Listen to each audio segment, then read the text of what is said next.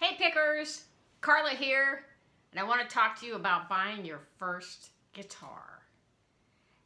If you've ever walked into a guitar store and seen walls and walls of all kind of different guitars, and the music's blaring, it's like 10 different people with their amps all blasting, it's overwhelming, and you don't know where to start. And sometimes it's really hard to get anybody's attention. It's really helpful if you can go into the store having somewhat of a good idea of what you already want. So that's my goal here in this video, is to help you have an overview of what's available for a first guitar. Obviously, you can buy anything. There's so many kinds out there, but I want to help you understand what you're looking at, so that'll make the choice a little easier. Basically, there are three main categories of guitar. There's the electric guitar, this blue one here.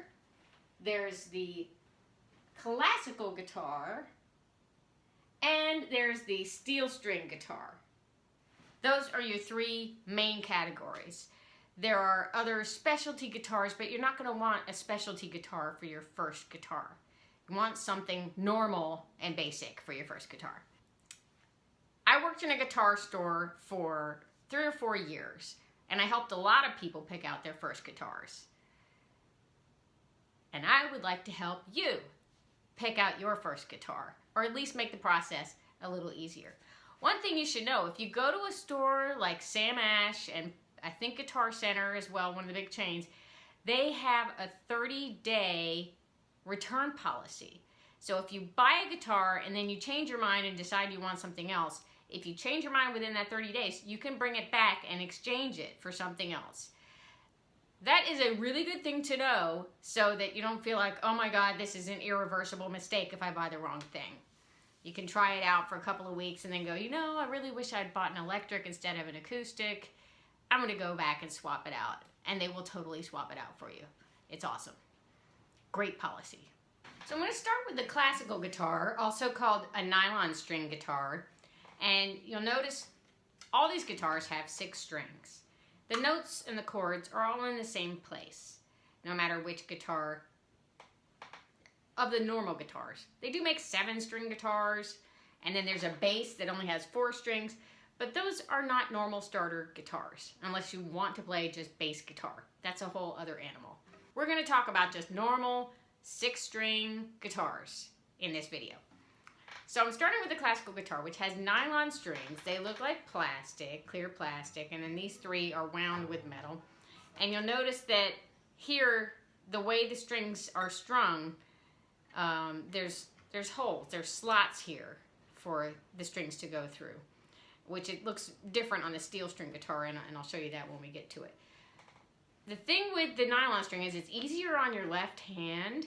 It doesn't hurt as much as the steel strings, but it has a very specific sound to it that's a very warm sound, and it doesn't sound as good strummed.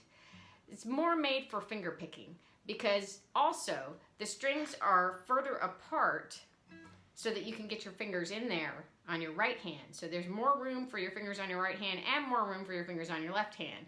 If you've got particularly chubby fingers, you may want a nylon string guitar because there's more room for your hand.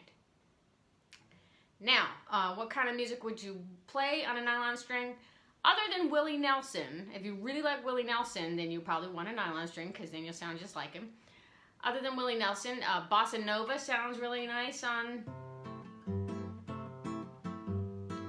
Some jazz sounds nice, but most jazz is played on an electric. And classical guitar, Bach, Carulli, Villalobos. If you're going to be a guitar major in college, unless you're going to Berkeley to study pop music, if you're going to be a guitar major in college, you'll probably be studying classical guitar, and you will need a nylon string guitar. You can also have a steel string that you play, and you just don't tell your teacher that you're doing that. And that kind of music will sound like something like this.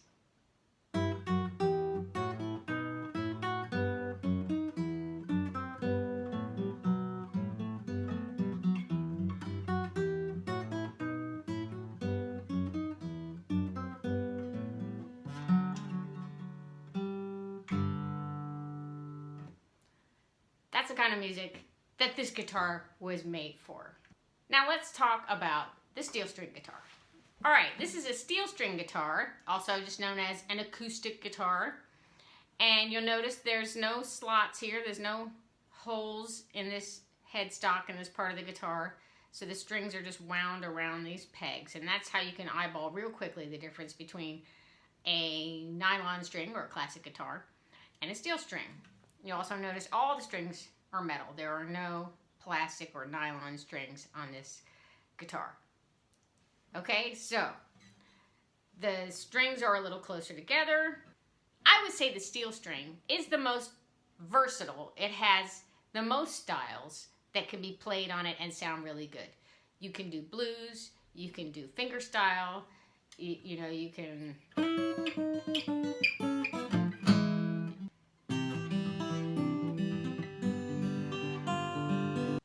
You can strum on it, which is what it's usually used for, let's say 80-90% of the time.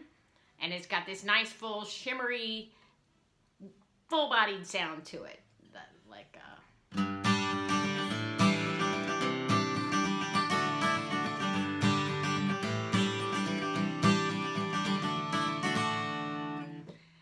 if you have some music that you like, some bands or artists that you think, oh, I want to sound like them, it helps to find out what kind of guitars are they playing. Are they playing an acoustic? Are they playing a steel string? Are they playing a nylon string? Are they playing an electric? And that'll help you narrow down what kind of guitar you want to get for yourself, because you know what kind of sound appeals to you. Now, about an acoustic. If you're going to buy an acoustic, how much do you want to spend? I recommend that you go ahead and spend at least $150, maybe $200 or $300. You can get a guitar cheaper than that, but a lot of times they have problems. They don't stay in tune very well, and that is really annoying. And they can be very hard to play. Cheap guitars can be really hard for your left hand. You have to work really hard. And then you wind up thinking, oh, guitar is just too hard to play, when in fact it's just that guitar that is too hard to play. Which is why I do not recommend at all going to a pawn shop to get your first guitar. Because they aren't experts, right? They sell everything at a pawn shop. And you can get a complete piece of junk and it'll be overpriced. Pawn shops see guitars now and they think, oh, well, let's put a high price tag on that because everybody wants guitars from the pawn shop. So it's not really a bargain at the pawn shop, and you're not getting it from someone who knows guitars. So I don't recommend that. There are different sizes of guitars. For the nylon string, they generally just come in half size, 3/4 size, and full size. And you would only need a half size or a 3/4 size if you are a kid who's, you know, say under 12 years old or particularly short. And the guitar just feels like this on you. So that's about the rundown for the classical guitars. They tend to be just standard size, unless you want to get a half size or a 3/4 size, which really is a beginner guitar that someone is going to outgrow. Now, on the steel string, there are all kinds of sizes and shapes. The most common size is the dreadnought, and I only recommend the dreadnought if you are about 6 feet tall or taller, because it's big and you wind up feeling, again, like it just really knocks your shoulder out. If you are not a tall person, it really knocks your shoulder out of alignment and it's uncomfortable. So I would recommend getting something, for most people, of a smaller size.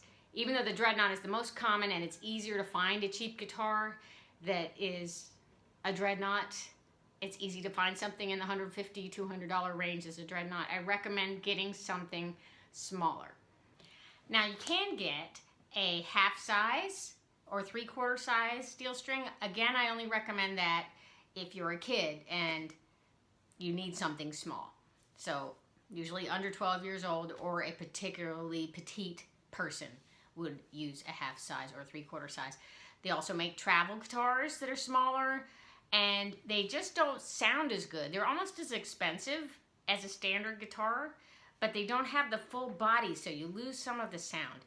I only recommend those if you're like a pilot or a backpacker or somebody who needs something small because you just don't have room for a full-size guitar when you're traveling all the time. So stick with a full-size guitar for most people, and within the full-size guitars, there's a sizing thing made up by Martin Guitars that they have the O size, the double O size, the triple O size, the quadruple O size. The more O's, the bigger the guitar. Okay, and then there's also the jumbo guitar, which is really big, that Gibson makes. It's really big. Emmylou Harris has one of those. But jumbo, I wouldn't start with a jumbo because, again, I consider that a specialty guitar. And they're expensive. I would stick with an O or a double O or a triple O for most people. And if you can speak the language a little bit when you go in to a store to ask about the guitars, because I think it's really important to try out the guitar before you buy, rather than just going online and just more overwhelmed. If you think it's overwhelming to walk into a guitar store and look at the wall of guitars, it's even more overwhelming to go online and just see the zillions of options out there, because there's colors, there's sizes, and then you've got types of guitars. So again, what I'm trying to do with this video is narrow down and help you pinpoint a little bit about what choices you want. So when I would go in, unless you're a tall person who can play a dreadnought, which opens up a world of choices for you, for the rest of us, I would say specifically, I need something smaller than a dreadnought. That's what I would say to the salesperson. I'm looking for a steel string that's smaller than a dreadnought. What have you got? And again, I would spend $200 to $300 if you can, because otherwise, within a few months, your ear is going to get more sophisticated, your hands are going to get choosier, and you're going to need to upgrade. So you might as well just get something you can stick with for years. Okay, the third category, the final category that we'll talk about, is the electric guitar. If you really want to rock out, you need an electric guitar.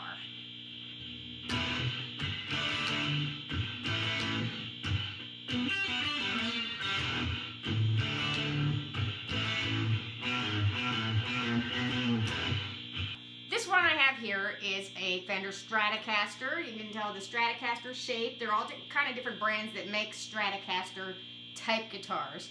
This particular one is the original Fender Stratocaster. You can tell by the certain shape of the headstock.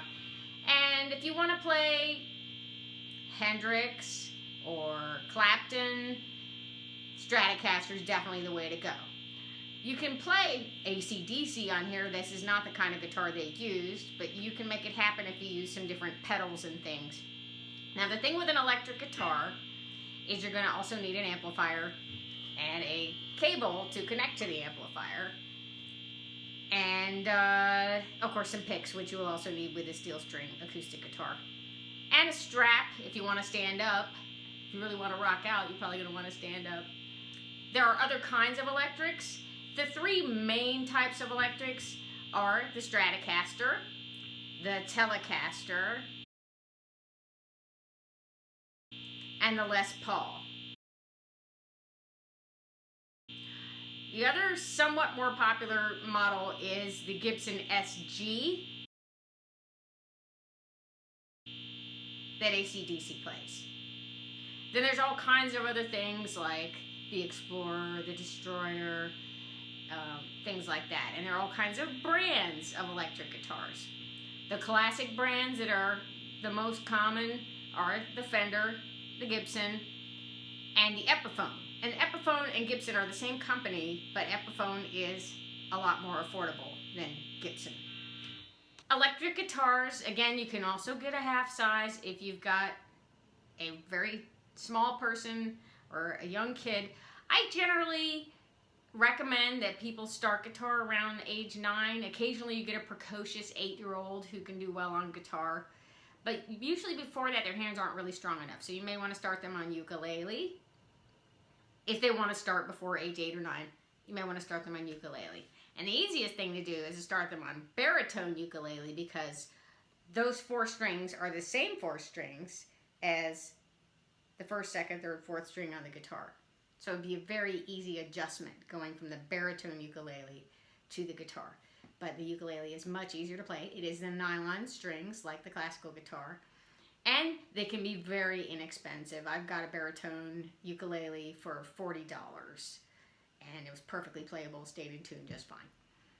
No matter what guitar you get, I'm going to strongly recommend that you get a gig bag or a case, so that when you're carrying the guitar back and forth to your lessons or back and forth to your friend's house or wherever you're going, anytime you take it out of the house, that the guitar is protected, because it's so easy. I've seen this happen. It's so easy not just to knock the guitar out of tune as you're carrying it around with no case, but to actually slam the headstock in the car door and break the guitar where it can't be repaired, to bang up the finish on it and get all kind of Mars in it. So I would just go ahead and invest a little bit of extra money. You can get a gig bag for like $30. And let me just show you what a gig bag is. Okay, here's the gig bag for my guitar. And it zips, and you can just unzip it, and it's soft. And the guitar just goes inside there. And when you zip it up, it's got straps on it so you can wear it on your back. There we go. Let's all go hiking now. And then you can see there's also a pocket on the outside of most of them, so you can put your extra strings, your strap, your tuner, and things like that. Speaking of tuner, I would really recommend that you spend $8 and get a Snark tuner. So that's what you'll need. A few picks, probably a strap, a tuner, some kind of case or gig bag, and whatever guitar you choose. And if you get an electric, then you also need a cable and an amplifier. It's all very exciting getting that first guitar, and I hope I've made things a little clearer and simpler so that when you walk in and you see those walls of guitars, it won't be quite so overwhelming, because you'll have a better idea of what it is you want. And whatever you choose, I recommend you sit down and hold it, and if you know a chord or two, then, put down those chords and see if it's particularly hard to play. And does it just feel right when you sit down? Because there's something with that, oh, this guitar just seems like the one, that is really hard to quantify, and it's really hard to tell you how to find that. You just kind of know. You pick up 2 or 3 or 4 or 5, and there's one that you're just going to be drawn to. That's the one. So good luck and happy picking.